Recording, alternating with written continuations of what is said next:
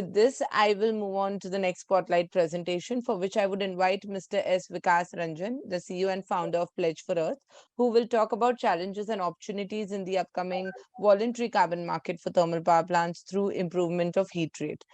Please note that this topic will be further extended and discussed tomorrow as well with another speaker. But now let me first introduce our speaker, Mr. S. Vikash Ranjan, a solution provider, which is Pledge for Earth in energy and environment sustainability. He has previously worked as a project head, climate smart buildings in GIZ, with more than 27 years of experience in the field of policy framework regulation, energy efficiency, climate change management, engineering, and process consultancy. His extensive work in energy efficiency and climate change in India and Southeast Asian countries in industries and the building sector have been thoroughly recognized. He is a member of several working groups set up by the different ministries and associations in India and abroad. Mr. Ranjan, thank you for joining us. I would now give you the share screen access and request you to please take this session forward. Thank you, Ms. Real. Thanks a lot for inviting me in this webinar, basically. Yes, surely I will be doing some of the justice by presenting this carbon market over there. Thank you. Shall I share my screen? Yes, please do.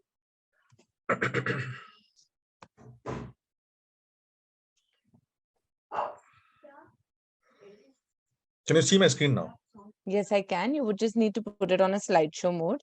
Sure. It's done? Yes, it's done. You may continue. Thank you. So here I am. I have shifted from GIZ to make a new company called Pledge for Earth, wherein we have pledged to protect and rebuild our earth, whatever I have seen, whatever I have experienced from last 27 years in the field, in industry and in building sector. That is what we are trying to also vacate the things into the future aspects, where we are trying to put forward our agenda of energy efficiency and, of course, overall reduce the carbon emission into the market. So here I am. We are basically a company which is again on energy and environment consulting.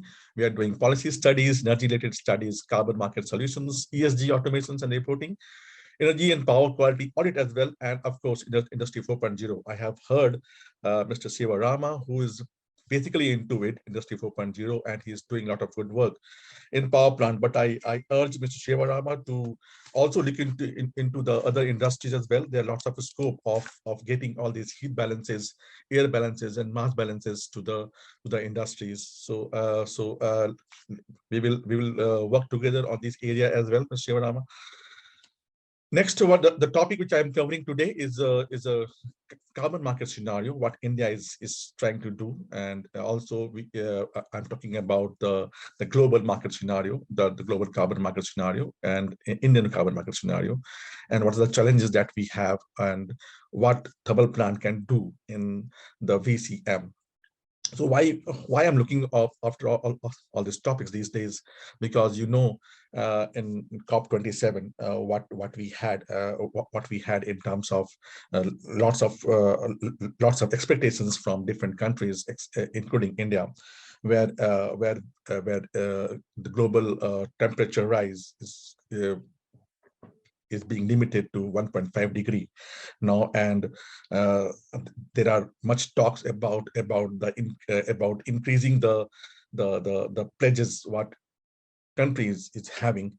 India, of course, have placed a much more thing, but right now, where we are right now, we are at 1.2 degree rise. So we have another only 0.3 degree temperature which is left out, and this is why, because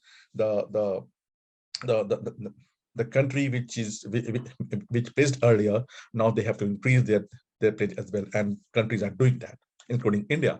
So what we pledged as Panchamrit, which is rightly done by our Prime Minister, Mr. Modi, in 2021 in the Glasgow COP26, where India wanted to increase the non-fossil energy capacity by 500 gigawatt. Of course, it is possible not that we will see with the time, And there are lots of other pledges as well. There are lots of other commitment as well from India, which one we have to do with it. It is about India will achieve net zero by 2070.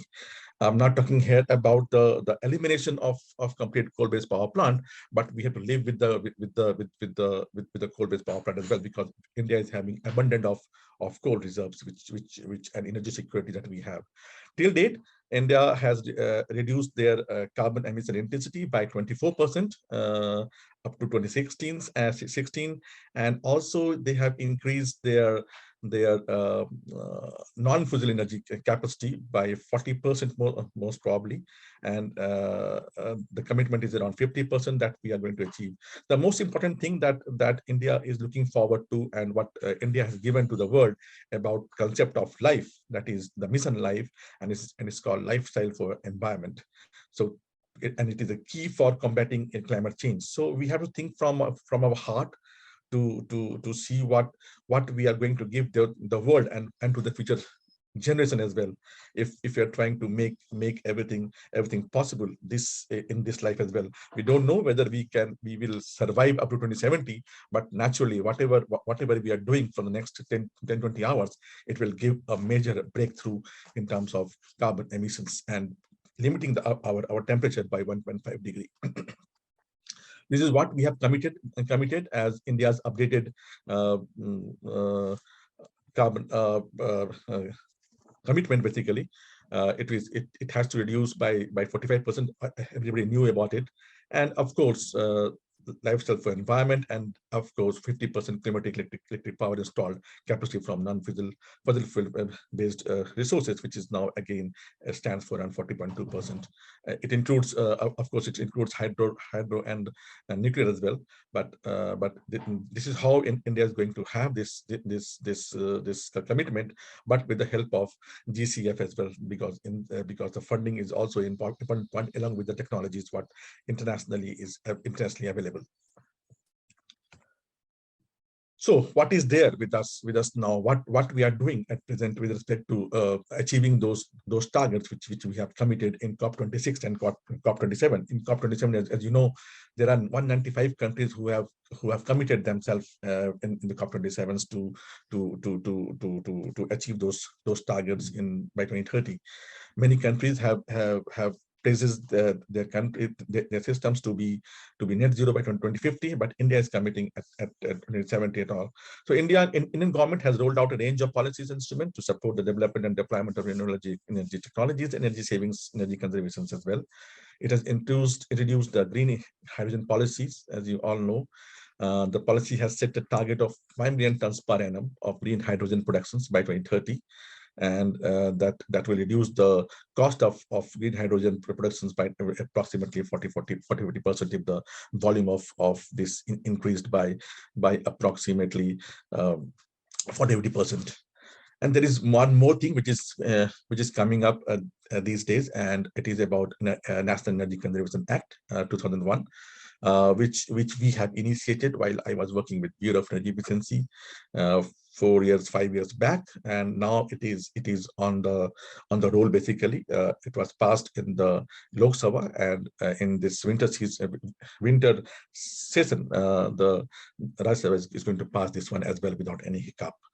So we have in this new amendment there we have two things very much in common. One, to include the residential building into place, and the second one, or you can say the first one, is to have the carbon market in place. A carbon credit is a permit allowing the emissions of 1 ton of greenhouse gases per permit. A carbon market converts emission index reductions and into renewables into tradable assets. That is what it is being done. A company that surpasses the emission credit criteria is eligible to receive credits. Additionally, businesses needing extra credits can purchase this from those who have already achieved this target. So it is just an extension of PAT where we have worked together along with industries, and now we are into the seventh cycle of PAT. So in addition to PAT mechanism, India is also planning to launch a pilot carbon market, and again for the macro, small and medium enterprises as well. So when you can see the carbon market, it will cover not only 12 sectors in India, the energy intensive sectors in India, but also to the smaller factories as well. These policies are going to be instrumental in decarbonizing India's industrial sector, and will provide greater opportunity for energy savings in buildings and industry sectors as well. So what is all about, what we are trying to say, what we are trying to do is about carbon pricing. So we have few options in terms of carbon pricing. One, it is called direct carbon pricing instruments, where few things are there, few options are there, and developed countries are doing that. This is called the carbon tax, where the price incentive is directly proportional to the greenhouse gas emissions, and it is being laid down by the government itself. And then there will be an emission trading system, which is also called cap and trading systems and waste and trade systems. This is also PAT is also one of the instruments what we have followed earlier. And also the third one is carbon creating mechanism, like CDM, what we had a few years back, and now it is also running. There is indirect carbon pricing instruments, which again it will lay the taxes on the fuels and commodity taxes, and there will be fuel subsidies as well. But now what is happening in COP27, that the countries have decided not to go with the uh, fuel subsidies to get along with this, because if you're going to have the subsidy, the increase of consumptions of the fuel will happen, and that will again increase decrease the abatement of CO2 basically. So I'll give you an example over here. It is just like what we are do what we will do if we have carbon tax, what we will do if we have a market based mechanism. I have here two companies, A and B. This A and B company has been given a target to abate the carbon by approximately 100 units, right? So the first company, the company A, is having many options in terms of energy conservation, energy efficiency. They can have options in electricity saving. They can have options in diesel savings as well. But again, they can have those options with number of ENCON measures. So for the first few numbers, if we get those carbon tax as 5,000 rupees per ton of CO2, to what you can say for company A, this is blue line basically, where up to 5,000, up to 50 unit emission, the company will have to pay only 5,000, uh, only 5,000 rupees, right? And after 50th ton of CO2, it has to go with the 5,100 per unit of carbon abatement. So in that case, company will try to push that up to 50th unit, and then they can have those taxes available, or they can give those taxes when it starts the break-even point. Similarly, for company B, which is having a very difficult point, where if it has to eliminate emissions because they have fewer low-cost options and more expensive high-cost options, in that case, there is the cost of eliminations is rupees 200 for first one. And again, if we go up to 5,000, that means they have to abate by 25 numbers only. In that case, they will be paying much more taxes beyond 50 first. So in all, they have to spend around 10 lakhs rupees and by company B, and 50,000 for the company A. So in short, it makes sense to make changes that eliminate emission prior to intersecting the gray line, the gray line over here. And after that, it is cheaper to pay the taxes. So this is how the government tries to put the levies, the taxes on the carbon, but it is very difficult to decide this gray line over here. So what is next? Next is about the carbon, the market price discovery systems, where it is called ETS. Here, if company A and B are emitted 200 units last year, and the government wants to halve this number, the government gives 50 permits to company A and 50 permits to company B. So since they had equal emissions, right? For company A, it would make changes right up to paying rupees 5,000. That means up to 5,000, it is beneficial for company A to eliminate the 50th unit of emissions, because the cost of emission will go up, or the cost of abatement of emissions will go up as the number increases. So after that, it would use the carbon credit as permits to emit units 51 to 100. That means the government has given 50 units, 50 permits for company A. So from 1 to 50, they have taken this task to conserve energy and reduce the emission, and then the company would have to pay only 1,27,500 rupees. Similarly for company B, because it goes up to higher level, so it is paying up to 10,000 rupees to limit the 50th unit of emissions. After that, it is used the carbon credits as permits to from 51 to 100. So the company B would pay rupees 2,000, 2,50,000 to eliminate units 1 to 550 and use permits to emit units 51 to 100. So this is a tricky situations where company B is paying rupees 10,000 to eliminate the 50th unit, but it only cost company A to eliminate this 50 unit by rupees 5,100 rupees. This opens up the possibility of trade. So what will happen? Company A will be willing to sell their emission permit to company B for rupees 5,100, as you can see over here. This price covers companies A's cost of making changes that eliminate their emissions basically. In reality, company A may demand a higher price, but to simplify, assume they will accept a price that covers their cost. So this is how the market grows, and company A can demand much more as the elimination of carbon stands around 5,100 for the 51st unit. So in this case, company will put in the market about the rates over there, and there it is the complete role of numbers will be played off. Here, the price discovery stands at around 6,700, and that is where the company A and B will be equivalent, and then company company B will purchase those emission certificates or unit from the company A with lower cost as compared to the taxes or to the numbers available for this company B. This is how the market takes place. There are approximately 68 direct carbon pricing instruments operating today, 36 carbon taxes, and 32 emissions trading systems. Global carbon pricing revenue in 2021 increased by almost 60%, as you can see, and it will be around $84 billion. And you can see over here in India, the gray one, because India is yet to decide on carbon market. So we are not doing that at present, and that is the reason we are trying to make it in the act as well. With the adoption of Paris Agreement in 2015, the International Committee committed to limit global temperature rise as 1.5 degree, as I said earlier. So market-based approaches such as emission trading system are an effective way to mitigate as they decrease the cost of emissions reductions and incentivize climate-friendly investments. So Article 6 also rules are the same thing, and it will happen when with the countries when they are trying to push this carbon emission systems as well.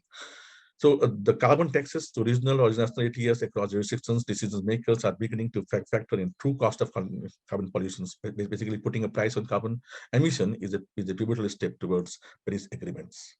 So these are the global market scenario where we can put our Indian systems as well into the global conditions. Carbon pricing instruments in operations cover approximately 23% of total greenhouse gases right now, and it is very much on lower side. So it is approximately 4% total global emissions are currently covered by a direct carbon price in the range needed by 2030. That is, again, we require at least 43% more more global net GHG emissions to be covered in this region to limit our temperature by 1.5 degree. So we have the largest carbon market in China, where they have done this in 2021, and compliance rate was 99.5%. That is what they have achieved. In India, under PAT conditions, in the PAT scenario, we have achieved around 80 to 90, 80 to 85% compliance rate when we have started with in PAT cycle 1. So that is the compliance rate which is achieved by China at present in trading systems, and they are trading at a value of around $8.5 per CCC per carbon certificates at present. And of course, they have approximately 1.2 billion of financial conditions, financial transactions that happened in the carbon market as well.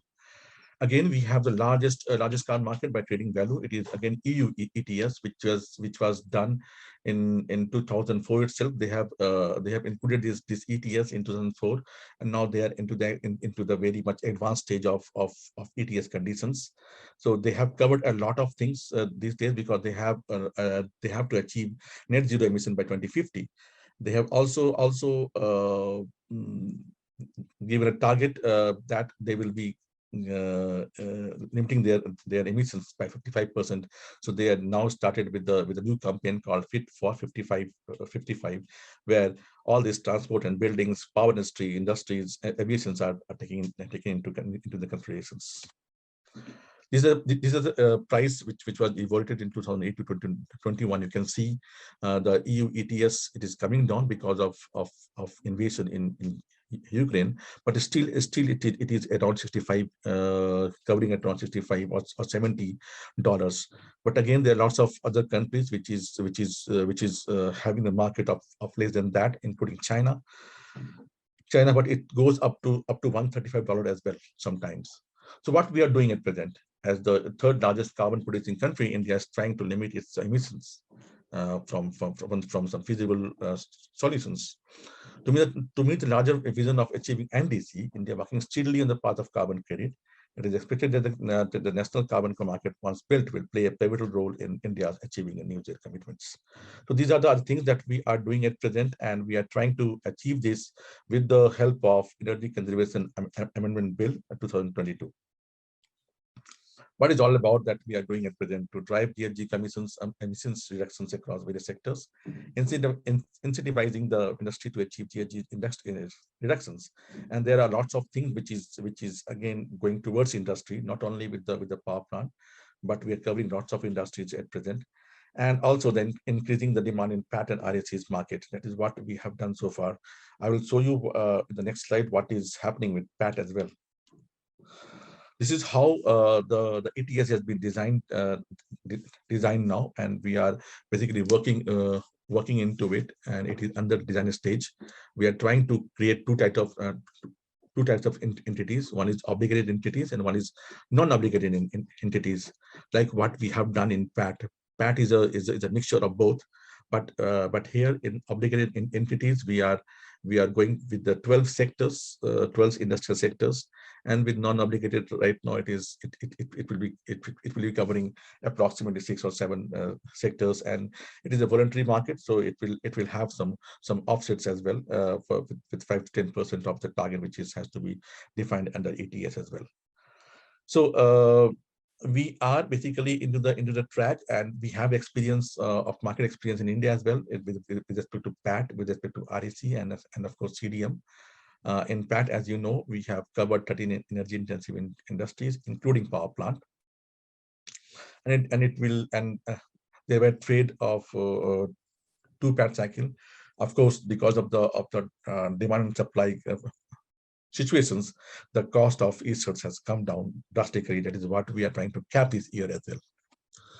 So this is how this complete system works, and we have lots of e-certs, RECs, and CDM available from the PAT, from RES and CDM, and there will be a conversion.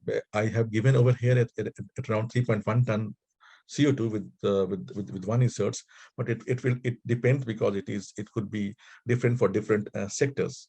and then REC conversion is around 0.79, but there is availability of around 4.594 million e-certs which is unsold, and also 30 million RSCs which is unsold in last year itself. So we have to do away with this, and this is where we are trying to foresee as to have a better understanding of monitoring, reporting, and verification system, and there the more IIoT and digitalizations and analytics will play a bigger role when we talk about the carbon market, and when we talk about the subjectivity of the complete systems over there. So this is what about I was talking about all thing, and thermal power plant is one of them, where they can generate, sell, and purchase as well.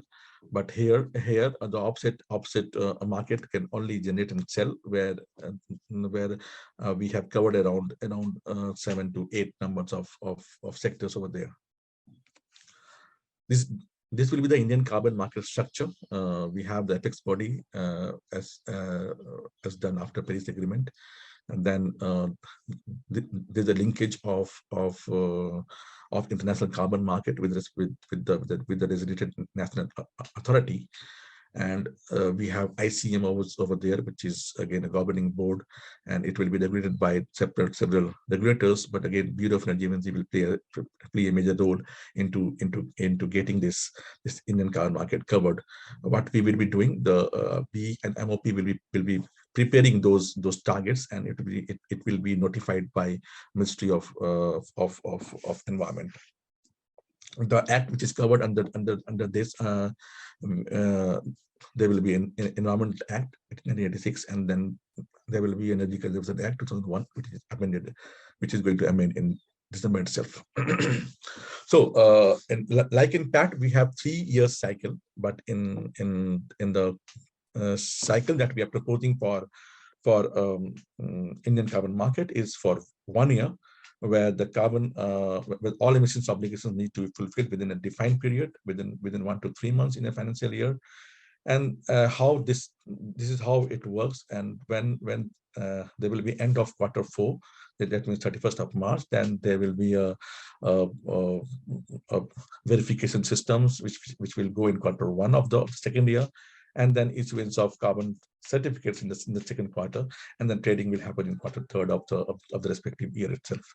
This is how this complete ICM will flow.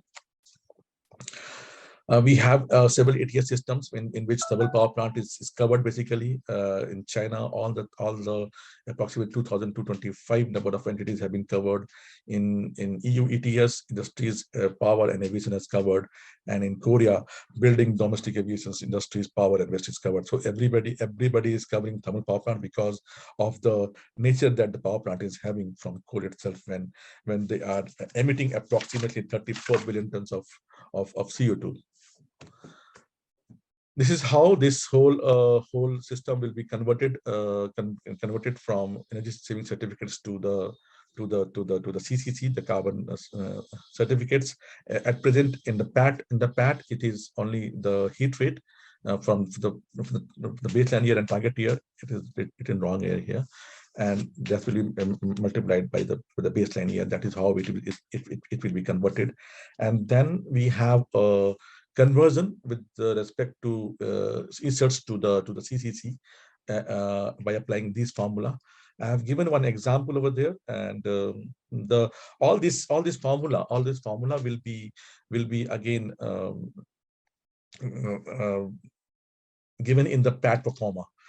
We are going to change the PAT performer as well, where the additional parameters with respect to emission factor, with respect to oxidation factor, will be covered in the performer itself for the power plant and all other industries. Look at these systems. This is how we are working out. The China has given this type of a structure over there for plant above 300 megawatt. They have set a target of 0.877 ton CO2 per megawatt hour.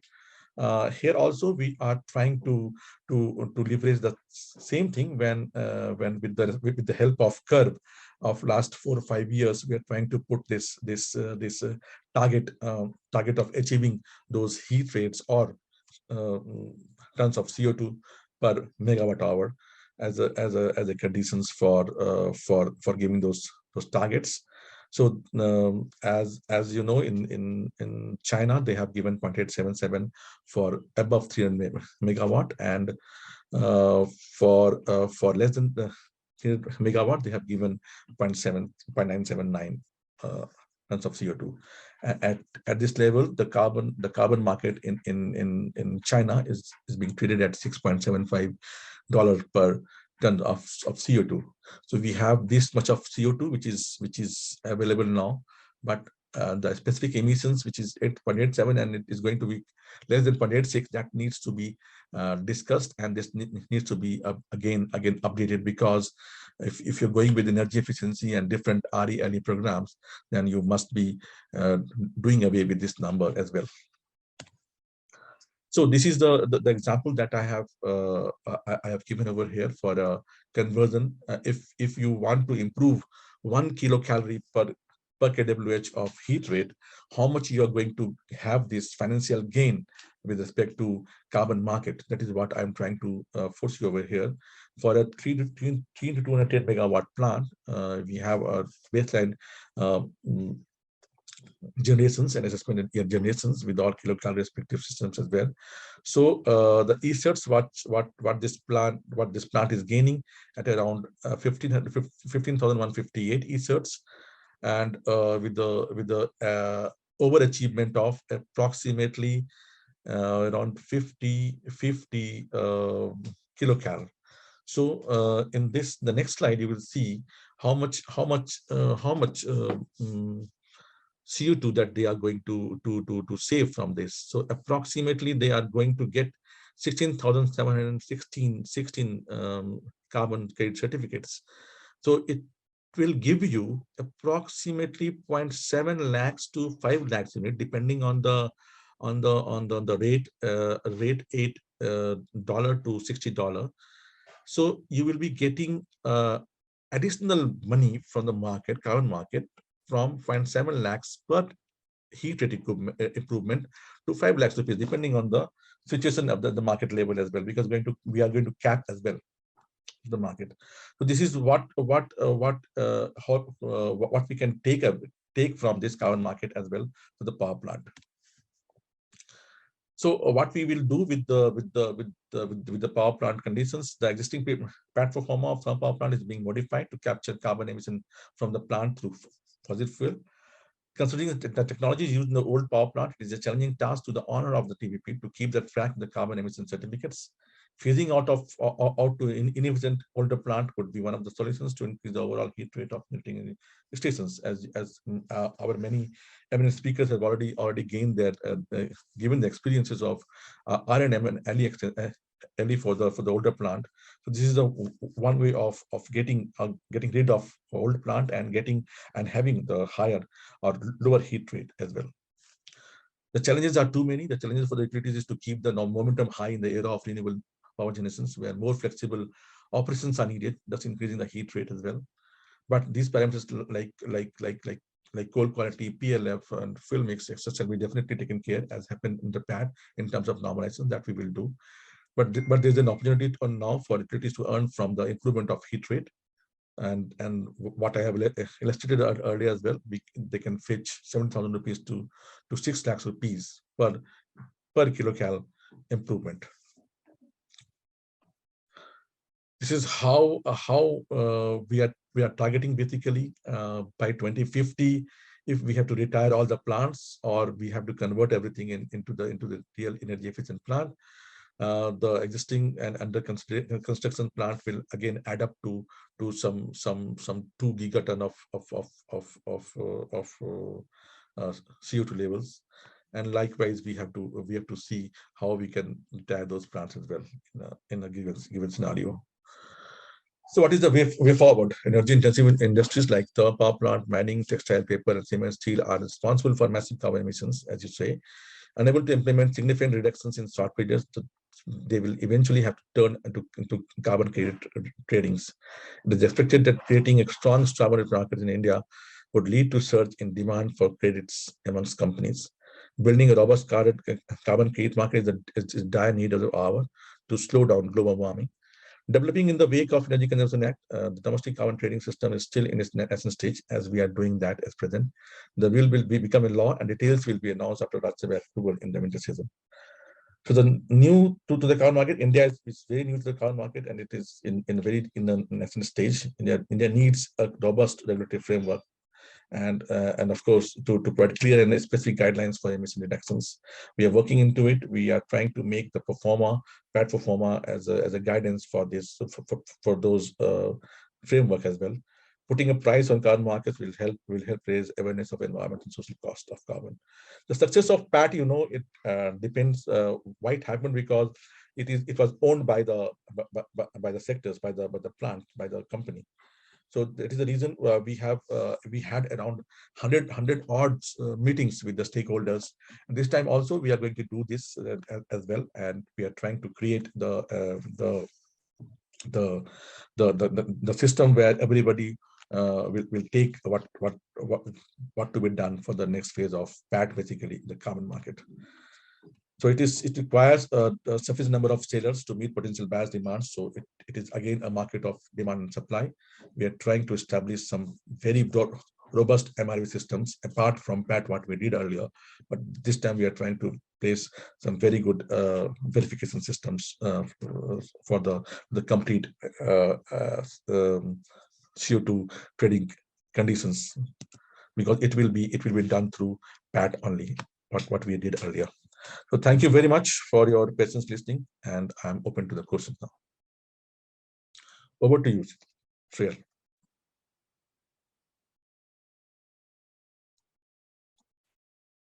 Thank you, Mr. Ranjan, for that presentation. I was just checking. We do not have any questions as of now from the attendees. Any of the speakers with me, if you all have any questions for Mr. Ranjan. Vikash Ranjan ji. Sir, namaskar. Namaskar. How are you? Fine, sir. Now, long time, sir. Yeah, definitely. And my good wishes for your new venture. Though I got confused in your presentation whether you are talking about GIZ or your own organization. Actually, sir, I am basically into the carbon market as well. I am hired by B. Those who are doing this carbon market conditions. So I am basically into it. That's wonderful. Nobody could be better than you. That's the reason I'm talking about GIZ and B both. No, I understand. Yeah, you spend so much time, and I agree with you. My question is, you talked about e-cert, and you also said that 1.4 million certificate could not be sold, which is still lying, and probably it will be written off, because there are no incentive for buyers to buy it. So my question is, now you are added one more CCC. So it is an additional bonus over eCert. And I fully agree on your commitment and saying that verification process will be robust this time. But how about setting the target? Is it going to be the same way like PAT? Loose targets. If it is going to be the loose targets, whatever great work you may do in verification, there is no benefit. Of course, Prabhaji, you are very right. And I was initially when I used to work in PAT, I was in a very in that condition that we have to give some stiff target to the industries in that very moment as well. But since it was a nascent stage, and when PAT was started, so we have given the loose targets over there. But again, with not only the loose target plays the role of higher e-certs. It also the verification, the loose verification also plays a bigger role. So this time we are not going to give the loose targets, first of all, because it is now aligned with the international commitment of 45%, and we have achieved it till date around 24%. So 21% is still there that we have to achieve. That number in mind, we are going to make a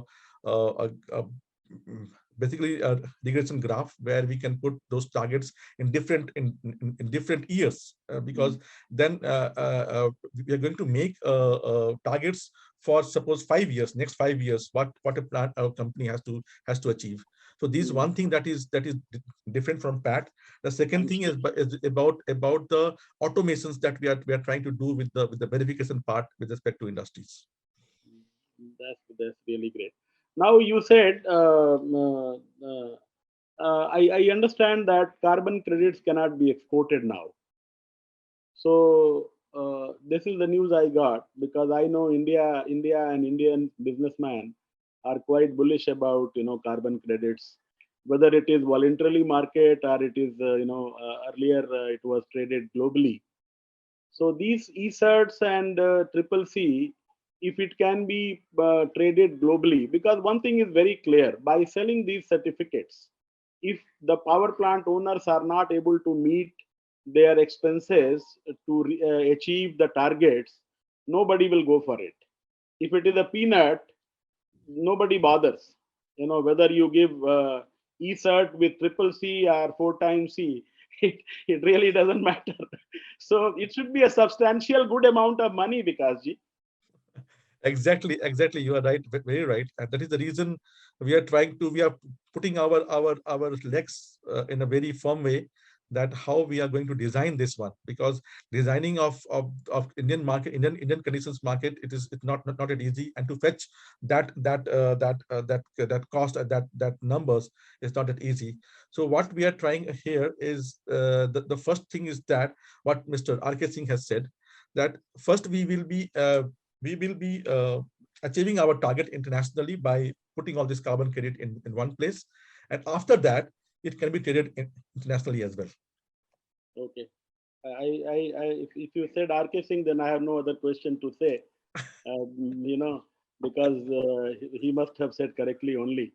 Now, my last question, I understand China is the emitter of 29% carbon globally, and our lovely country is 14%. They have accepted 2050, and we accepted 2070. And whatever we are talking in the, all those our declaration and all, it is 2030 and 40 years. What will happen? There is no measure. Nothing is talked about 2025 also. So why so much? Why we are talking about 8 years later what we will do? And between 8 years, between 2030 and 2070, 40 years. For a human being, it's a long period. There is nothing being discussed. So it's just thought sharing. I know you may not have answer to many things, but thank you so much. And it was nice hearing you, interacting with you. Many things we may talk offline. I don't want you to answer here. Thanks for accepting that the earlier PAT target was loose and audit was loose. So my work is done. Thank you so much. Thank you, Raji. Thank you so much. Over to you. Yes, thank you. Thank you so much. Thank you, Mr. Ranjan, for your time and that great spotlight presentation for us.